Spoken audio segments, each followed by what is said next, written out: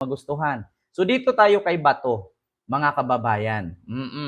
Dito tayo kay Bato, mga kababayan, na kung saan bullshit daw.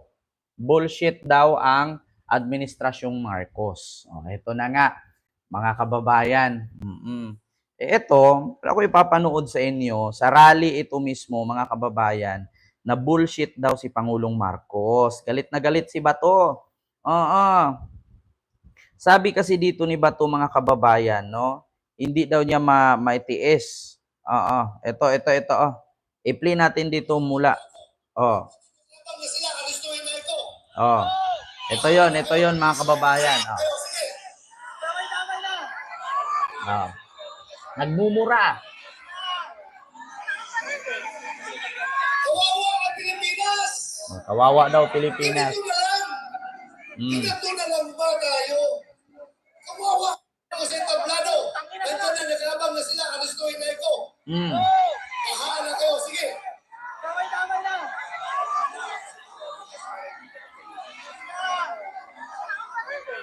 Kawawa daw ang Pilipinas.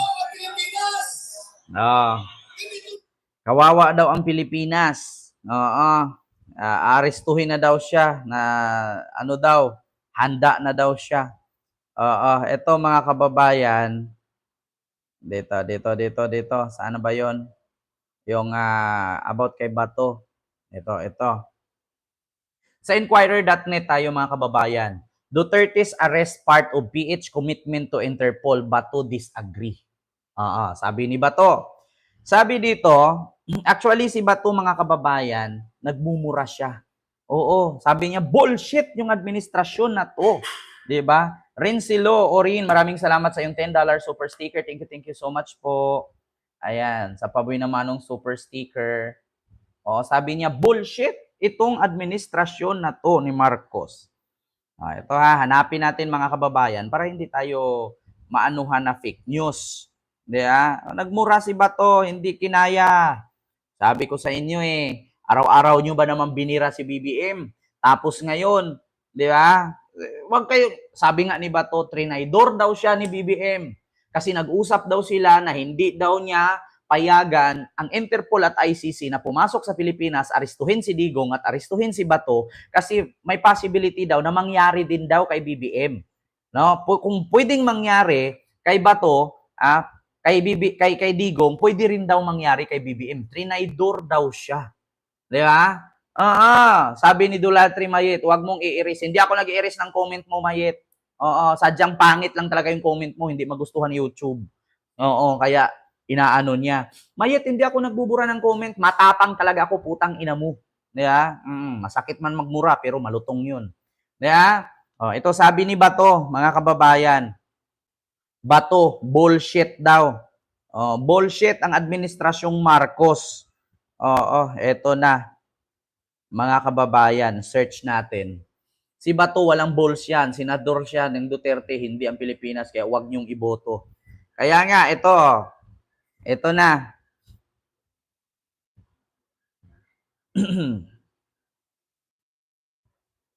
Saan na yung sinabi niya? 3 days ago. Dito tayo sa Philippine Star. Ito yata yon. Ito, sabi dito ni Bato, Senador Ronald Bato de la Rosa. Ayan. Philippine Star. Who once dismissed the killings of a 3-year-old girl in a police operation with shit happens, now say that even one death is too high a price to pay for the war on drugs. So ito na, my God, I am personal policeman. One death is too many. One death is too many para sa akin, sabi ni Bato. Pero, speaking of one death is too many, sabi ni Bato, napaka-imposible daw.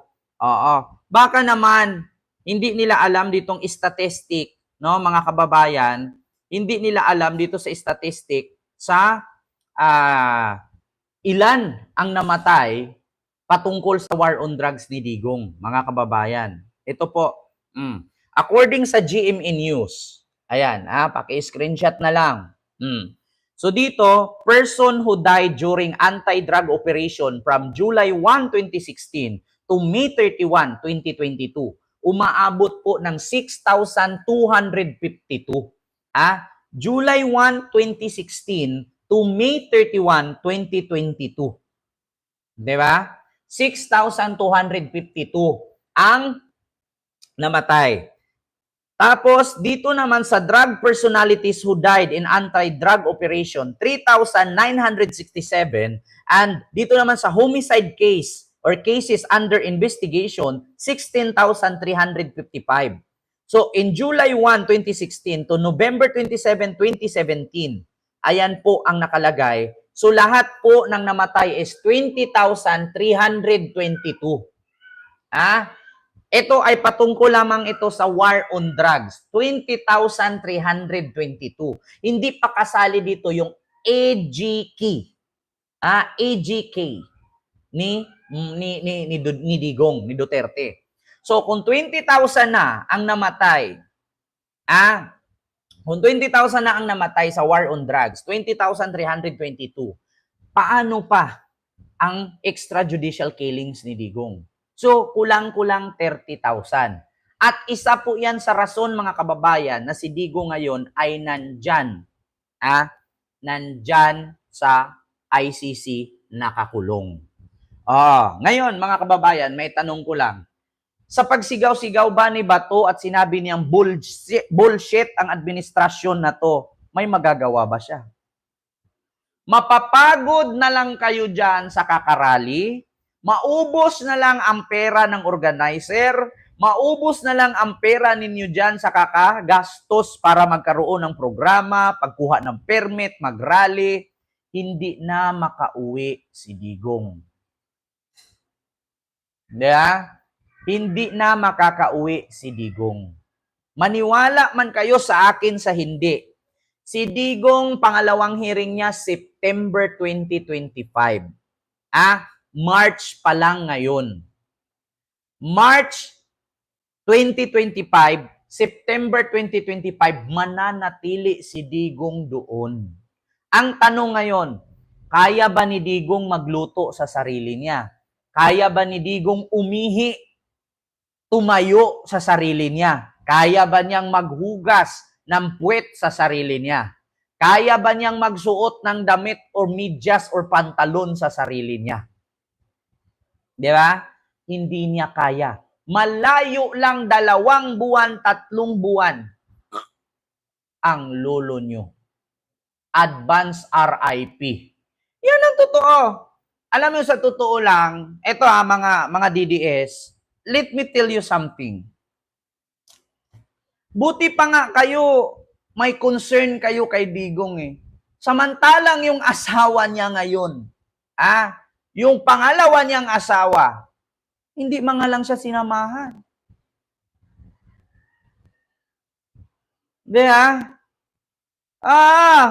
Buti pa kayo mga DDS na bobo, tanga-tanga, uto-uto, inutil, hampas lupa, pangit. May concern kayo kay Digong. Pero yung asawa niya, na asawa nga niya mismo, hindi sumama sa kanya. Tanungin ko kayo mga kababayan, bago si Digong isakay ng eroplano ni General Torre, bago si Digong isakay, nagtanong si General Torre sino ang sasama kasi yun yung nakasulat. Pangalan ng asawa, si Digong, abogado niya. Sabi ng asawa ni Digong, ayaw ko sumama kasi wala akong passport. Putang ina ninyong lahat, mga DDS. Paano nangyari na walang passport samantalang kakababa lang nila galing Hong Kong? Kakababa lang nila galing Hong Kong. Tapos sabihin hindi sasama ng Netherlands kasi walang passport. Bakit si Robin Padilla nakalipad ng Netherlands kasama si Sara at si Harry Roque na wala naman silang travel clearance? Bakit? Humingi ba ng travel clearance si Binoy? Buti si Pulong Duterte. Nagkuha pa ng travel clearance para makalipad. J. Santos, kayo yung bugok. Tignan nyo, todo suporta kayo kay Digong. Asawa niya, sumuporta ba sa kanya? Hindi nga sumama kay Digong doon sa Netherlands kasi wala daw passport. Ginawa kayong tanga ng mga Duterte. Yan ang katotohanan. Huwag kayong tanga. Sabihan nyo akong bobo na akong bobo, pero hindi ako bulag. Buti pa yung mga DDS, nagrally-rally sa kalsada na hindi nyo naman kaano-ano si Digong, samantalang yung asawa niya, hindi mga lang sumama kay wala daw passport. Di ba? Ang tanga ninyo, mga uto-uto kayo. Eto, pakinggan ninyo magulat kayo ngayon. Sabi ni General Torre, walang passport si Hanilet. Hanilet, walang passport. Nako, dito ninyo tumalaman. Eto na. Tapos, Binasahan mo ng Miranda rights si Miguel Leye. Ano mangyayari sa'yo? Arestado siya for Arestado arestado siya for 1829 for obstruction of justice. No? Obstruction of justice si Pero, Medaldia. Option ko naman yun kung ituloy or hindi. Pero sa ngayon, nasa sa kanya rin yan. Gusto niya ituloy namin. Ayan, si General Torre yan ha. Nagsasalita. Present him for inquest nung gabi na yun. Sige, ayan na. Regular filing tayo in the exigency of the situation. Si General Torre nagsabi Sabi niya, abogado siya ni former President Duterte. Sige, sakay ka sa aeroplano. We offered that seat actually. We offered that seat only to him nung nag-refuse na si Hanilet na sumama sa nag-refuse. papuntang Hague. Nung mag-refuse si Hanilet, dahil sabi na Hanilet, wala na siyang passport now, which I don't believe. Di ba? Nag-refuse si Hanilet na sumama sa The Hague kasi wala daw passport. Sabi ni General Torre. Paano yan? So, wala siyang passport galing Hong Kong. Walang So, passport. binigyan na namin kay former ES Medaldea ang upuan. Si Medaldia na lang ang sumama kasi nag-refuse si Hanilet na sumama kasi wala daw passport. So sabi ni General Torre, paano nangyari walang passport galing siyang Hong Kong? Kaya ngayong mga DDS, mag-isip-isip kayo. Kung mismong asawa ni Digong, ina ni Kitty Duterte, mag-ina nga naman. Hindi sumama kay Digong, kay wala daw passport. Tapos kayo, gawa-gawa lang yan. Putang ina mo, Adas Vlog. Paano mo sabing gawa-gawa lang yan? Di pasalitain mo si Hanilet. Si Hanilet, sa tingin ninyo, gawa-gawa ni General Torre to? Sa tingin niyo hindi makakasuhan si General Torre dito ng kahihiyan sa ginawa niya? Pakinggan mo. Kaya hindi rin totoo yun na we refused na pasamahin ng kung sino ang choice niya. Hindi. Ang choice niya, ang choice namin ang ayaw sumama. Kasi we would have been more comfortable kung sumama. Diba? Alex Garchiturina, Miguel, shoutout po sa iyo. At thank you so much sa yung super chat na 10 Hong Kong dollar super sticker. Thank you so much po, Sir Alex. Diba? Ito masasabi ko sa inyo, nagpakabilad kayo sa initan nagrally-rally kay Digong. Nagpakapagod kayo dyan sa initan magrally-rally. Tanong ko lang, buti pa nga kayo concern yung asawa niya. Yung asawa niya, ayaw nga siya samahan Di ba? Wala daw passport, kaya ayaw sumama. Mahina talaga ang utak ng mga DDS, sabi ni Sir Aldrin Kapinpin. Sabi ko sa inyo mga kababayan, ito si Bato. Tingnan mo si Bato. Magandang gabi sa ating lahat! Yan na. Sa totoo lang, ako'y nahihiyang magsabi sa inyo. Mahiya ka talaga. Inganyuhin kayo na magsabi na bring him home. Dahil in the first place, hindi natin siya napigilan na dalhin doon sa ICC. Diba? Nahihiya si Bato. Ito mga DDS, hindi ba kayo nakakaintindi sa sinabi ni Bato? Ang lagi nyo kasi pinapakinggan yung huling sinasabi ng mikropono eh. Oh, mga putang ina ninyong lahat. Oh, tapos sisigawan silang lahat. Yes, si Bato. Oh, mga bobo kayong lahat. Yeah, mga bobo kami. Yeah. Sabi ni Bato, nakakahiyang sabihin na bring back home kay Digong kasi wala na kayong magawa. Hindi kasi nila napigilang dalhin sa ICC si Digong. So sa madaling salita, wala nang tsansa pang makauwi si Digong. Si Bato na mismo nagsabi. Di ba? Si Bato na mismo nagsabi, nahihiya akong sabihin sa inyo na bring back home. Kasi hindi na talaga pwede makauwi si Digong. Magpaputol ako ng ulo live kung mapauwi ninyo si Digong. Mark my word. Kaya, challenge ko kayo mga DDS kung talagang totoo pinaglalaban ninyo. Paputol ako, gigilitan ko liig ko live kung makakauwi si Digong. Sport Channel, ang totoong adik kayo. Tanggapin ninyo, Pilipino ako, Pilipino kayo. Bakit tayo mag-away sa isang tao na putang inang niya, nakakulong na at wala na tayong magawa? Putol ko leeg, gilitan ko live leeg ko kung makauwi si Digong. Mark my word. Ako talaga yung masama ang loob ko. Pahiya ako sabihin tayo na, bring him home.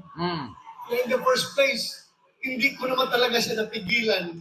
Putang ina, paano mo pigilan? Inagtago ka nga.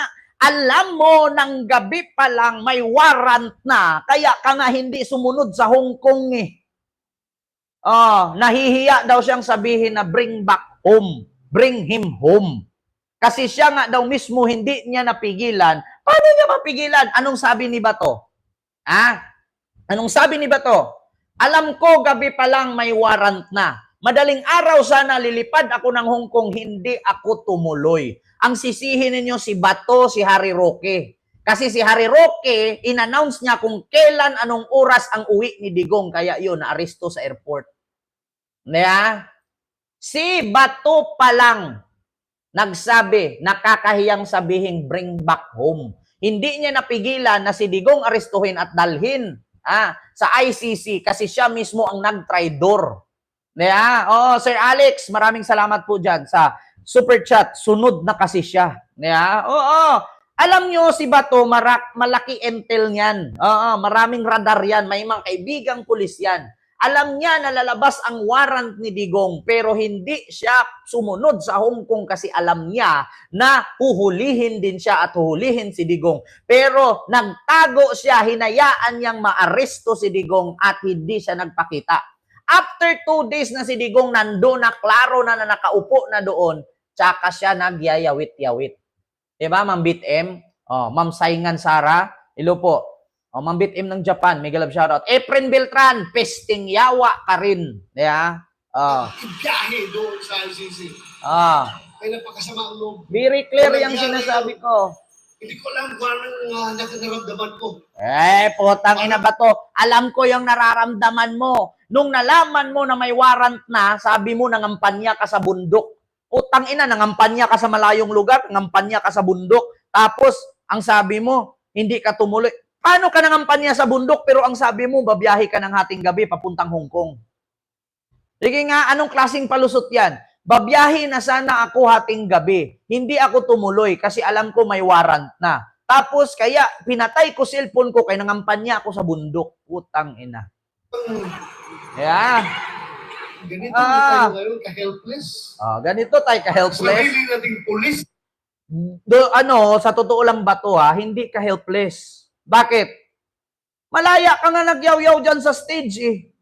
Hindi ka helpless. Alam mo sa sarili mo na may mga kaibigan ka pa rin pulis, malakas ka pa rin sa pulis. Kaya hindi ka nga sumama doon kay Digong at hindi ka sumunod sa Hong Kong kasi alam mo na may warrant na, natakot kang arestuhin. Ganun lang. Ang magdadala ng ating dating presidente, piliting isakay sa aeroplano para ibiyahe doon sa dahig. Kung pinilit pa lang ibiyahe sa dahig at saka pinilit at pirsahang isakay sa eroplano, nasaan ka nga?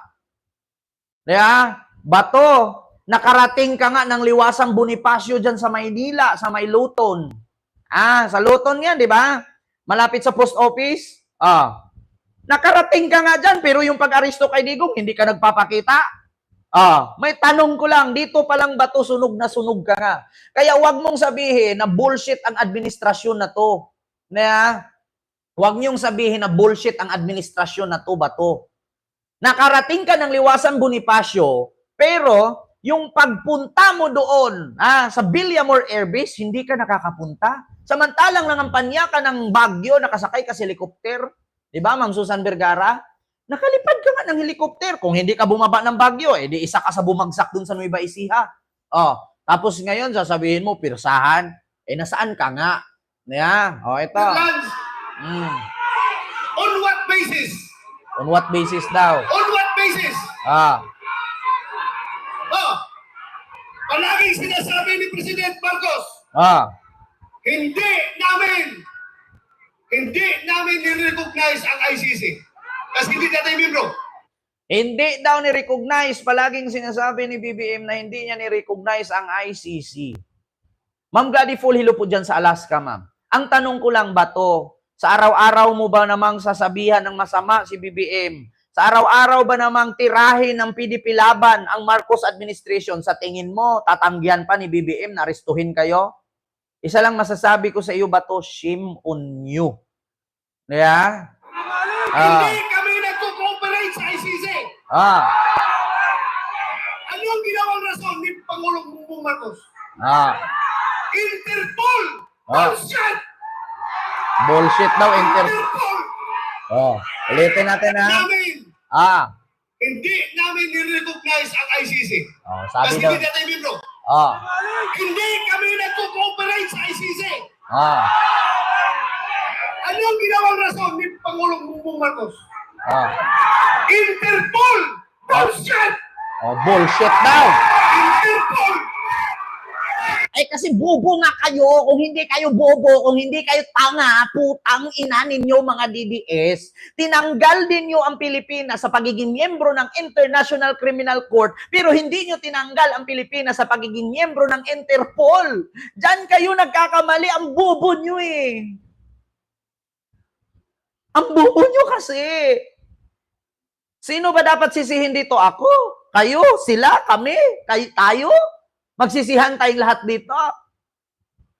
Iyan ang sinasabi ba to na nagnakaw ka na nga lang, nag-iwan ka pa ng ebidensya. Diba? Ang bobo nyo kasi. Tinanggal ni Digong ang Pilipinas, pagiging miyembro ng ICC kasi alam niya sa sarili niya na kakalabanin siya ng human rights. Kasi marami siyang pinatumbang adik di umano na hindi naman dumaan sa due process. Ang problema lang, nag-file ng kaso ang ICC. Ngayon, nagkaroon ng warrant of arrest ang ICC, pinasa sa Interpol. Ang tanong ngayon, ang Interpol ba walang jurisdiction sa Pilipinas? Meron po. Bakit? Kasi miyembro pa po tayo ng Interpol. Hindi po tinanggal ni Digong. Yan ang sinasabi ko sa inyo eh. Gumawa na nga lang kayo ng kabulastugan, mali-mali pa. Kung tinanggal nyo lang din naman ang Pilipinas sa ICC, dapat tinanggal nyo na rin ang Pilipinas sa pagiging miyembro ng Interpol. Hindi nyo tinanggal sa Interpol. Hindi wala kayo lusot. Inumin nyo, lagyan nyo ng buhangin. Nang malay nyo, madagdagan yung utak nyo at ma-revive. Di ba? Naging Chief PNP ako! Chief PNP daw siya. Alam ko ano ang papel ng Interpol sa mundo! Alam daw niya ang papel ng Interpol sa mundo. Huwag niyo akong lukuin! Commitment sa Interpol! Bullshit! Bullshit daw. Interpol! Presidente ka! Presidente ka ng Pilipinas!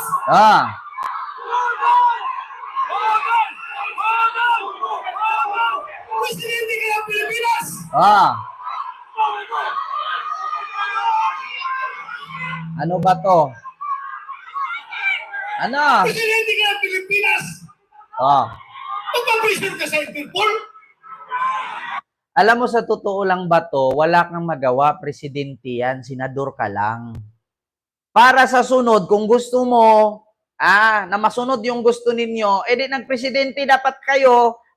Ang problema kasi ngayon, hindi kayo kasi makapag-antay na matapos ang termino ni BBM.